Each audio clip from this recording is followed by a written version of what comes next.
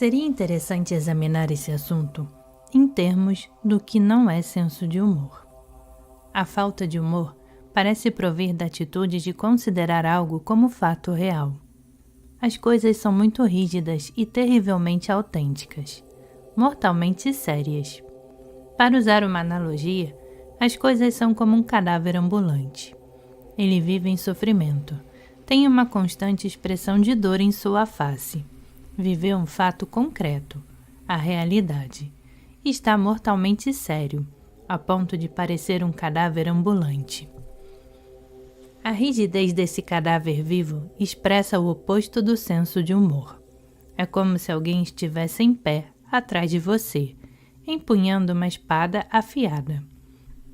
Se você não estiver meditando convenientemente, sentado, imóvel e ereto, esse alguém estará atrás de você pronto para lhe agredir. Ou então, se você não estiver lidando com a vida de maneira adequada, honesta, direta, alguém estará pronto para lhe golpear. Esse alguém é a sua própria consciência observando, constrangendo desnecessariamente.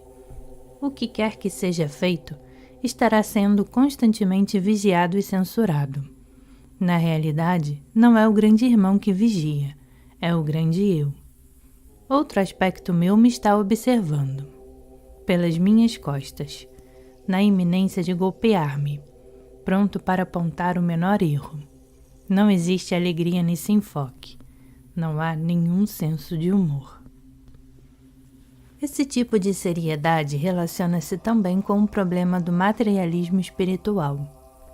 Uma vez que faço parte de determinada linhagem de meditadores ligados a uma igreja e a sua organização, e por causa do meu compromisso religioso, preciso ser um bom menino ou uma boa menina, uma pessoa honesta, bondosa, frequentadora da igreja. Preciso acomodar-me aos padrões da igreja, suas regras e regulamentos. Se eu não cumprir minhas obrigações, serei condenado, destruído. Há a ameaça da solenidade e da morte. A morte no sentido de eliminar qualquer processo criativo novo. Essa atitude traz a sensação de limitação, de rigidez. Não há espaço algum para mudança em relação a isso. Então pode-se perguntar, e as grandes tradições religiosas, os ensinamentos? Falam de disciplina, regras e regulamentos. Como conciliar essas coisas com a noção do senso de humor? Muito bem, examinaremos convenientemente a questão. Os regulamentos, a disciplina, a prática da moral baseiam-se de fato em uma atitude puramente julgadora do bom em oposição ao mal. Os grandes ensinamentos espirituais realmente advogam que nós lutemos contra o mal por estarmos no lado da luz, no lado da paz? Estão nos recomendando que combatamos esse outro lado indesejável, o lado mau e o lado negro? Eis uma grande pergunta. Se há sabedoria nos ensinamentos sagrados, não deveria haver nenhuma regra. Enquanto uma pessoa estiver envolvida em uma guerra, tentando defender ou atacar, sua ação não será sagrada. Essa é uma situação mundana, dualista, de campo de batalha. Ninguém esperaria que os grandes ensinamentos fossem tão simplórios assim, buscando o bom e lutando contra o mal. Esse seria o enfoque de um filme de faroeste de Hollywood. Antes mesmo do fim, já se sabe sem sombra de dúvida que os mocinhos não serão mortos e que os vilões não serão poupados. Esse enfoque é claramente simplório, mas é justamente esse tipo de situação que estamos criando em termos de luta espiritual, realização espiritual. Não estou dizendo que o senso de humor deva ser loucamente descontrolado. Estou me referindo a enxergar algo além de guerra, luta, dualidade. Se encararmos o caminho da espiritualidade como um grande campo de batalha, então somos fracos e débeis. Nosso processo nesse caminho dependerá da extensão territorial que tivermos conquistado, da superação de nossos erros e dos erros alheios, de quanta negatividade tivermos eliminado. A escuridão que você tiver eliminado estará relacionada a quanta luz você será capaz de produzir. Tudo isso é muito pouco. Dificilmente poderia ser chamado de liberação, liberdade, mukti ou nirvana. Você teria alcançado a liberação derrotando outra coisa. Seria algo puramente relativo. Não quero fazer do senso de humor algo solene. Temo que outras pessoas venham a fazer isso.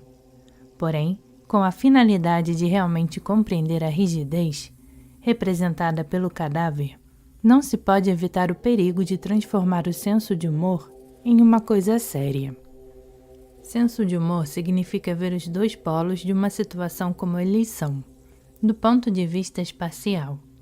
Há coisas boas e más, e é possível enxergá-las com uma visão panorâmica, como se fossem vistas de cima. Então você começa a perceber que aquelas criaturinhas no chão que se matam entre si, ou que estão fazendo amor, ou que estão apenas sendo criaturinhas, são muito insignificantes, porque se elas começam a dar muita importância à sua guerra ou ao seu ato de amor, o aspecto irônico da sua gritaria passa a ser visto. Se tentamos intensamente construir algo formidável, realmente significativo, poderoso, estou verdadeiramente procurando alguma coisa. Estou realmente tentando combater meus erros, ou sinceramente tentando ser bom. Essa tentativa perde a seriedade e se transforma em um tigre de papel. É extremamente irônico.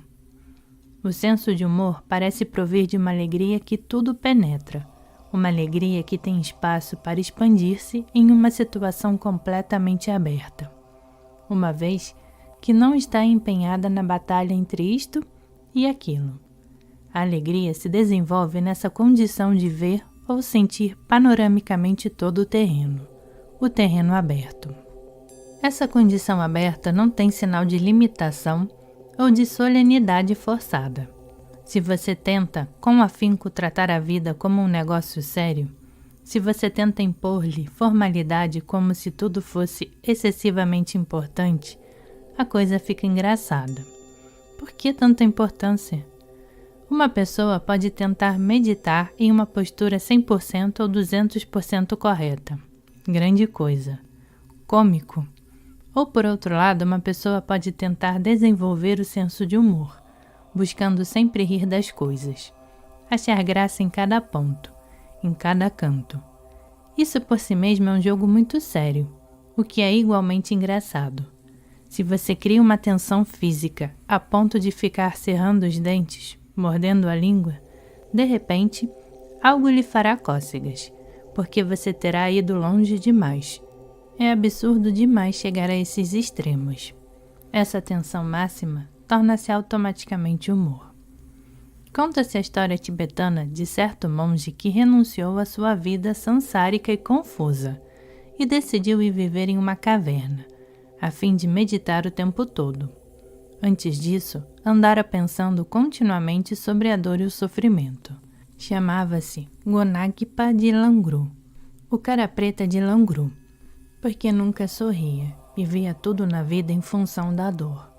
Permaneceu em retiro por muitos anos, muito circunspecto e corretíssimo, até que um dia, olhando para o sacrário, viu que alguém lhe deixara de presente uma grande turquesa.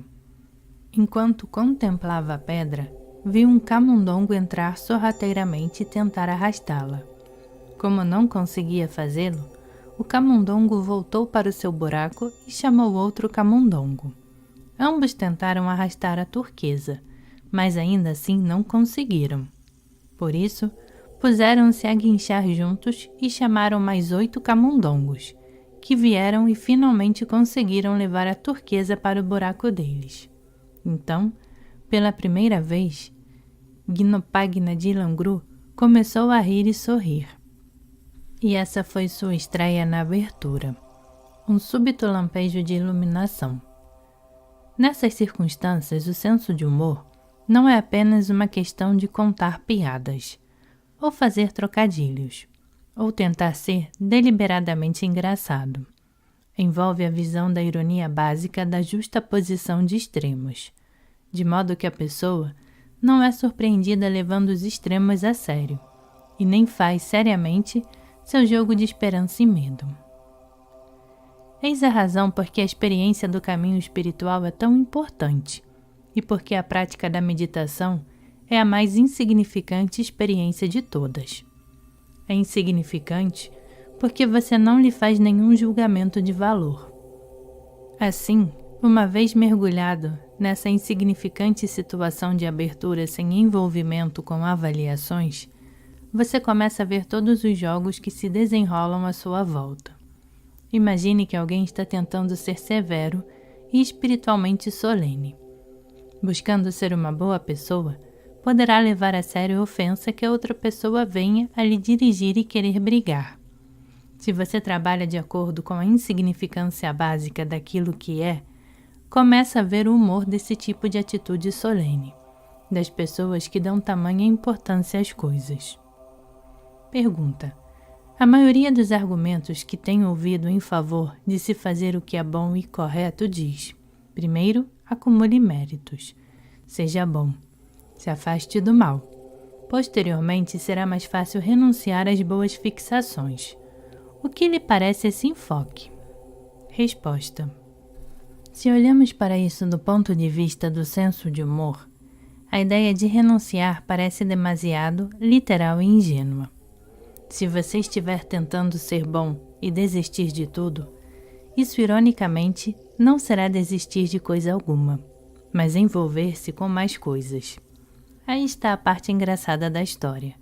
Alguém pode imaginar estar apto a abandonar a carga pesada que vem carregando, mas a ausência da carga, a desistência, é mais pesada, centenas de vezes mais pesada do que a pessoa deixou para trás.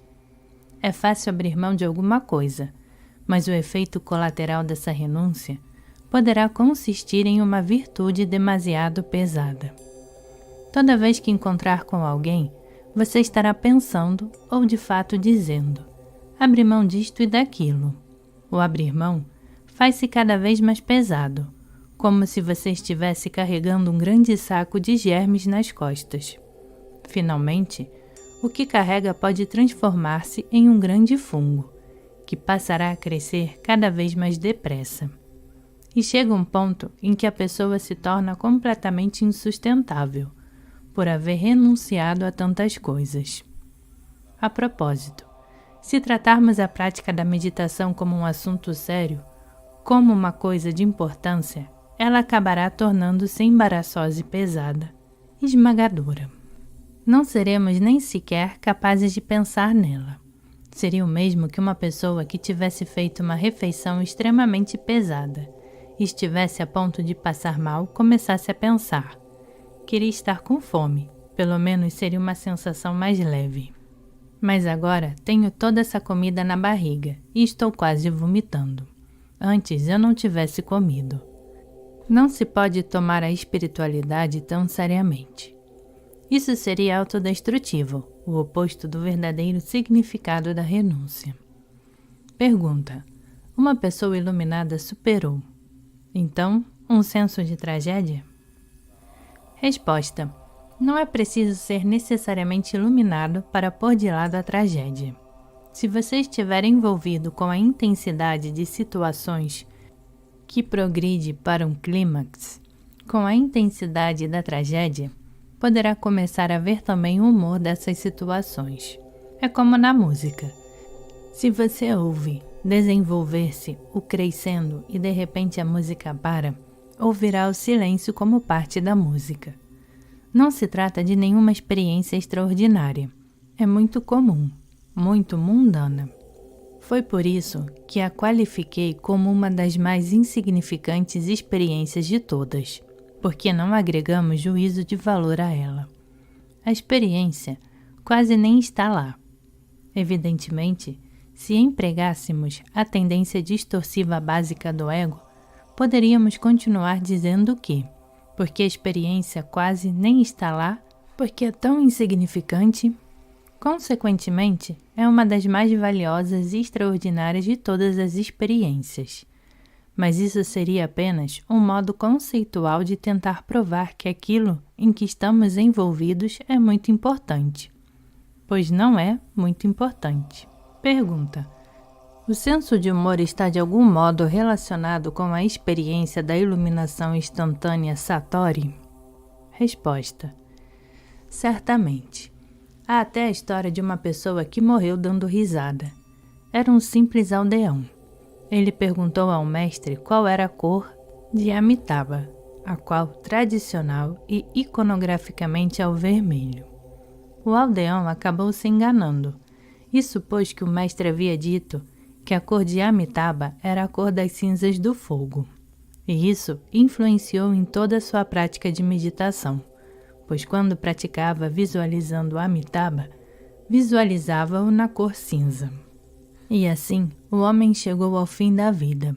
Prostrado em seu leito de morte e querendo certificar-se, perguntou ao outro mestre qual era a cor de Amitabha. O mestre respondeu-lhe que a cor de Amitabha era o vermelho, e o homem caiu na gargalhada. Eu pensava que a cor dele fosse cinza, e agora o senhor me diz que é o vermelho. Caiu na gargalhada e morreu rindo. Trata-se, portanto, de uma questão de superar alguma espécie de seriedade. Há muitas histórias de pessoas que foram realmente capazes de ver o estado desperto caindo na gargalhada, vendo o contraste, a ironia das situações antagônicas. Por exemplo, havia um eremita cujo devoto morava em uma cidade distante, a vários quilômetros. Esse protetor o sustentava fornecendo alimentos e os demais meios para viver. Na maior parte das vezes, o homem mandava a esposa, a filha ou o filho levarem os suprimentos ao eremita. Certo dia, porém, ouviu dizer que seu benfeitor viria vê-lo pessoalmente. O eremita pensou: preciso impressioná-lo, preciso limpar e polir os objetos do santuário, deixá-lo bem limpo e o meu quarto bem arrumado. Então limpou e arrumou tudo, até que o santuário adquiriu uma aparência ótima, com tigelas de água e lamparinas cintilantes. Quando terminou, sentou-se e ficou admirando o aposento, olhando à sua volta. Tudo parecia muito bem arrumado, de certo modo irreal, e ele percebeu que seu santuário também parecia irreal. De repente, para sua surpresa, compreendeu que estava sendo hipócrita. Dirigiu-se então à cozinha e, pegando punhados de cinzas, atirou-as sobre o santuário, até que o aposento tornou-se uma completa confusão. Ao chegar, seu protetor mostrou-se sumamente impressionado com o estado do aposento, por não estar arrumado.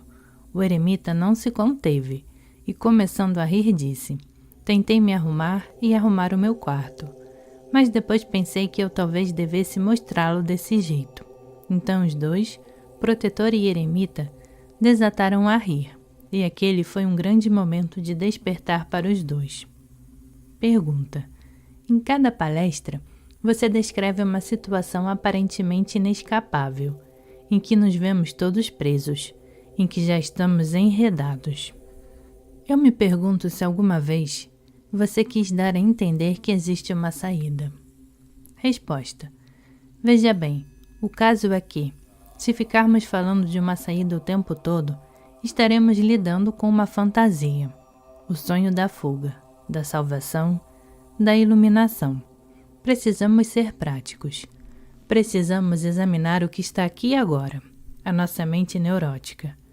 Depois que estivermos completamente familiarizados com os aspectos negativos do nosso estado de ser, saberemos automaticamente onde está a saída.